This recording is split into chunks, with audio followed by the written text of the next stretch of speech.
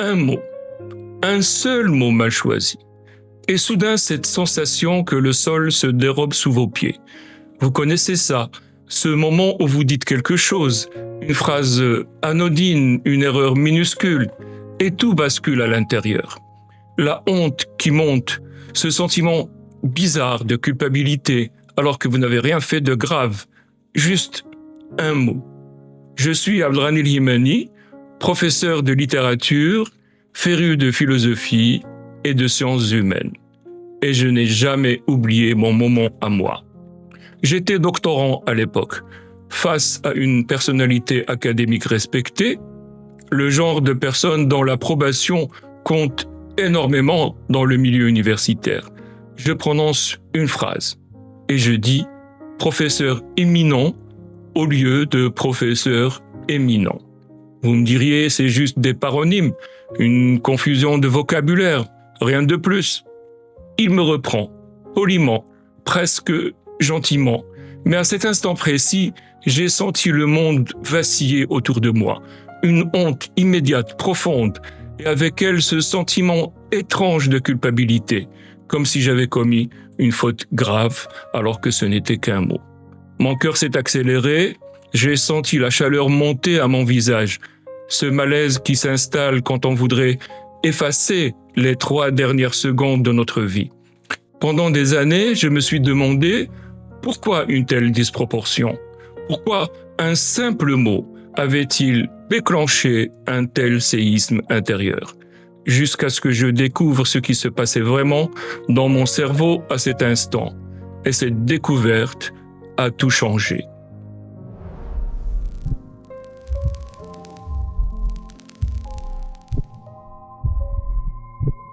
Alors, qu'est-ce qui s'est réellement passé dans mon cerveau ce jour-là? Pourquoi un paronyme a-t-il provoqué une telle réaction? La réponse tient dans une petite structure enfouie au cœur du cerveau, l'amygdale, notre sentinelle émotionnelle, notre système d'alarme ancestral. À l'instant où j'ai prononcé imminent au lieu d'éminent, mon amygdale a détecté un signal. Erreur publique, jugement possible, rejet social potentiel. Pour elle, aucune nuance, aucune proportion. Un mot maladroit devant un professeur égale danger. En une fraction de seconde, le cortisol a inondé mon système. Mon rythme cardiaque s'est accéléré, ma respiration s'est contractée. Tous mes systèmes de défense se sont activés sans que je le décide. C'est un héritage de nos ancêtres. Pour eux, être exclu du groupe signifiait la mort. Pas de nourriture, pas de protection, pas de survie.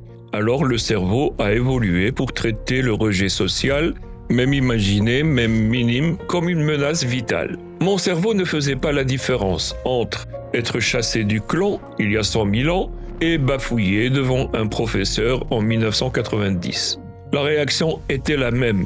Danger, honte, fuite. Ce que je ressentais n'était pas psychologique au sens vague du terme, c'était biologique, neurochimique, réel. Mon amygdale hurlait, mon corps obéissait. Et moi, je subissais cette tempête intérieure en me demandant pourquoi j'étais si fragile. Mais je n'étais pas fragile, j'étais juste humain, avec un cerveau qui fonctionne exactement comme il a été conçu pour fonctionner.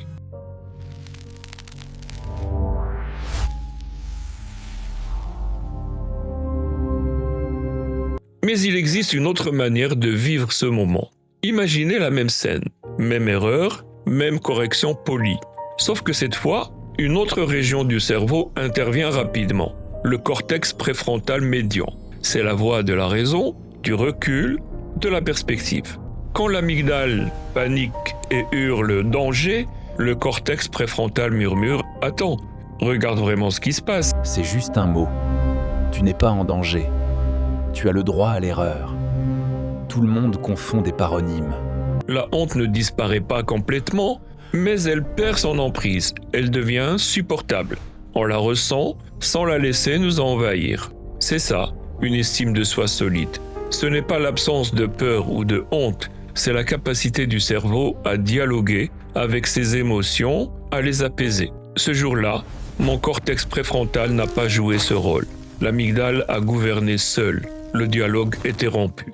Et c'est précisément ce qui caractérise une estime de soi fragilisée, ce dialogue cassé entre l'émotion brute et la capacité à prendre du recul. Quand ce dialogue ne fonctionne plus, chaque petite erreur devient une catastrophe, chaque regard devient un jugement, chaque interaction sociale devient une épreuve.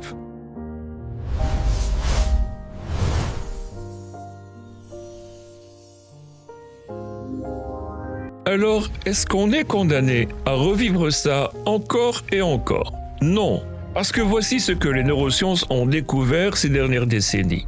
Le cerveau n'est pas une machine figée. Il peut se reconfigurer, se réapprendre, créer de nouveaux chemins. C'est ce qu'on appelle la plasticité neuronale. Chaque fois que vous traversez une situation difficile sans vous effondrer complètement, vous enseignez à votre amygdale qu'elle peut se calmer. Vous renforcez les connexions entre l'émotion et la raison. Chaque fois que vous vous parlez avec un peu de bienveillance, plutôt qu'avec cette dureté intérieure si familière, vous créez de nouveaux circuits neuronaux. Les neuroscientifiques ont une formule pour ça. Les neurones qui s'activent ensemble se connectent ensemble. Si pendant 20 ans vous vous êtes critiqué à chaque erreur, cette voix dure est devenue automatique, un réflexe. Mais vous pouvez créer de nouveaux réflexes. C'est lent, c'est exigeant, mais c'est possible.